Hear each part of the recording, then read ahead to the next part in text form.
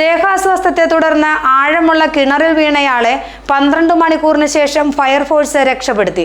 കോട്ടപ്പടി ചീനിക്കുഴിയിലാണ് സംഭവം. ചീനിക്കുഴി പരത്തുവയലിൽ എൽദോസ് എന്ന 60-കാരനാണ് ഒരു രാത്രി ഉൾപ്പെടെ കിണറിൽ വീണുകിടന്നത്. 25 അടി താഴ്ചയും 10 അടിയോളം വെള്ളവുമുള്ള കിണറായിരുന്നു ഇത്. മോട്ടോറിന്റെ പമ്പിൽ പിടിച്ചുകിടന്നാണ് എൽദോസ് ജീവൻ നിലനിർത്തിയത്. കിണറിൽ നിന്നും ശബ്ദം കേട്ട അയൽവാസികളാണ് എൽദോസിനെ കണ്ടെത്തിയത്. വിവരം അറിയിച്ചതിനെ തുടർന്നെത്തിയ കോതമംഗലം ഫയർഫോഴ്സ് യൂണിറ്റ് ശ്രമകരമായാണ് എൽദോസിനെ പുറത്തെത്തിച്ചത്.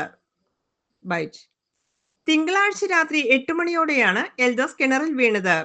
രക്ഷപ്പെടുത്തിയത് ചൊവ്വാഴ്ച രാവിലെ 8 മണിയോടെയും. രാത്രി ഉൾപ്പെടെ 12 മണിക്കൂറോളം എൽദോസ് കിണറിനുള്ളിൽ കഴിഞ്ഞു. എൽദോസിന്റെ വീടിന് സമീപത്തുള്ളതാണ് കിണർ. ദേഹാസ്വാസ്ഥ്യം അനുഭവപ്പെട്ടപ്പോൾ കിണറിന് സമീപം ഇരുന്നതാണ്. പിന്നീട് അബദ്ധത്തിൽ കിണറിലേക്ക് വീഴുകയായിരുന്നു.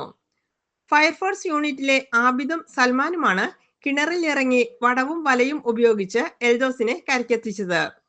പിന്നീട് ആശുപത്രിയിൽ എത്തിച്ച് എൽദോസിന് ചികിത്സയും നൽകി.